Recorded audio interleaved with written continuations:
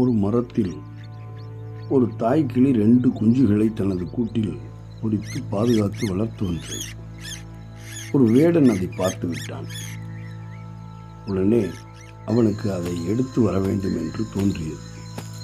அதை எடுத்து வந்து 2 தனி கூண்டுகளில் அடைத்து ஒரு ஊருக்குள் எடுத்து வந்து விற்றுவிடலாம் என்று ஒரு ஊருக்குள் வருகிறான். கிளி வாங்கலையோ கிளி, கிளி வாங்கலையோ கிளி என்று கூவிக்கொண்டே வந்தான். அப்போது அங்கு அந்த ஊரில் ஆசிரியராக பணிபுரியும் ஒருவர் அந்த வேடனிடம் அவன் கேட்ட பணத்தை கொடுத்து ஒன்றை வாங்கி கொண்டார். அவர் அதை அவர் வீட்டுக்கு எடுத்து சென்று வளர்க்க ஆரம்பித்தார். மற்றொரு கிளியை எடுத்துக்கொண்டு சென்ற வேடன் மீண்டும் கிளி வாங்கலையோ கிளி, கிளி வாங்கலையோ கிளி என்று கூவிக்கொண்டே சென்று அதையும் வேறொருவனுக்கு விற்றுவிட்டான். ஒரு 2-3 மாதங்கள் கடந்திருக்கும். வெளிநாட்டு வேலைக்கு சென்றிருந்த ஒருவர் தனது சொந்த ஊருக்கு திரும்பி வந்திருந்தார். அவர் பலரையும் விருந்துக்காக தன் வீட்டிற்கு அழைத்திருந்தார். அதனால் விருந்துக்கு வருபவர்களுக்கு கறி சமைக்க வேண்டும். ஆகவே அவரது மனைவி தங்கள் ஊரில் இருக்கும் மட்டன் ஸ்டாலில் சென்று நல்ல கறி வாங்கி வரும்படி கூறினாள்.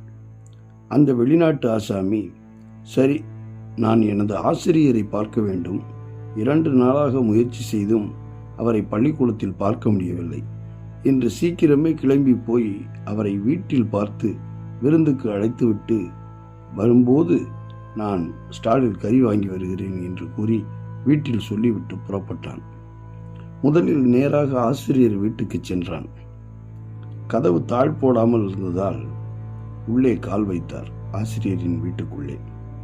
உடனே, வாருங்கள் நண்பரே, உள்ளே வாருங்கள், நாற்காலியில் அமருங்கள், களைப்பாக இருக்கிறீர்களே, தேநீர் அருந்துகிறீர்களா என்று குரல் மட்டும் கேட்டது.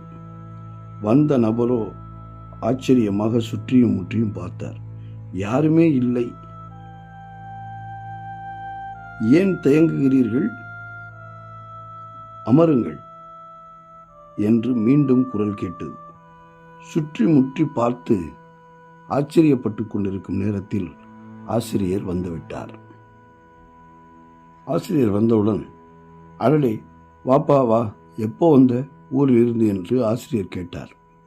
அதெல்லாம் இருக்கட்டும் ஆசிரியரே, நீங்கள் இப்போதுதான் வருகிறீர்கள். அப்படி என்றால் என்னை உபசரித்தது யார் என்று கேட்டார். ஆசிரியரோ சிரித்து கொண்டே, ஒரு வேடன் இந்த கிளியை விற்று வந்தான், வாங்கி இதோ இந்த கூண்டில் வைத்திருக்கிறேன் பார், அதுதான் உன்னை உபசரித்தது என்றார்.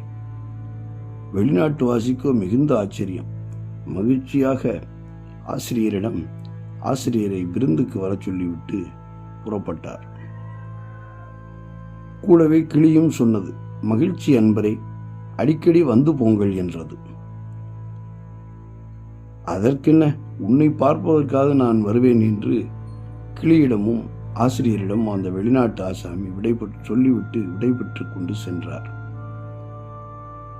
இப்போது அந்த வெளிநாட்டு வாசி மட்டன் ஸ்டாலுக்கு செல்ல வேண்டும். அங்கு சென்றார். உள்ளே நுழையும் போதே, காலை பிடி, தலையை வெட்டு, தோலை சுத்தமா உரி, கண்டதுண்டமா வெட்டுடா என்று சத்தமாக ஒரு குரல் கேட்டது.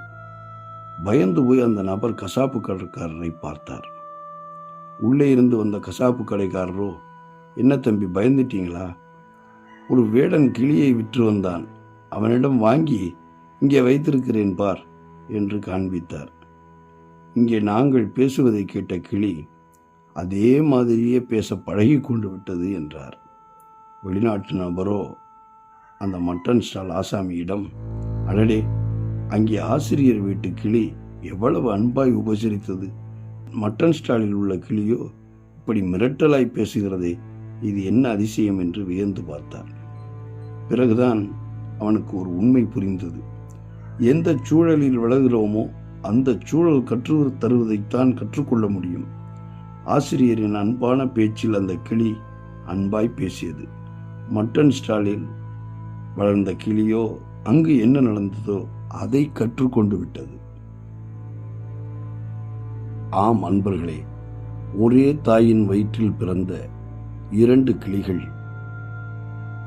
எந்த சூழலில் வளர்ந்ததோ அதை கற்றுக்கொண்டதைப் போல அவருக்கு புரிந்த உண்மை உங்களுக்கும் புரிந்திருக்கும் என நம்புகிறேன். நாமும் சூழ்நிலை கைதியாய் கற்றுக்கொள்வதை நினைவுபடுத்தி பாருங்கள். ஒரே தாயின் வயிற்றில் பிறந்த கிளி ஒன்று பாசமிக்கதாகவும் மற்றொன்று முரட்டுத்தனமாகவும் உருவாகி இருக்கிறது.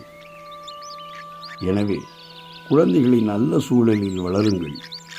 இதுபோன்று கதைகளை எடுத்துச் சொல்லி சூழ்நிலை ஏற்பட்டாலும், எப்படிப்பட்ட சூழ்நிலை ஏற்பட்டாலும், எப்படி இருந்தாலும் தன்னுடைய தன்மையிலிருந்து விலகிவிடக்கூடாது என்று எடுத்துச் சொல்லுங்கள்.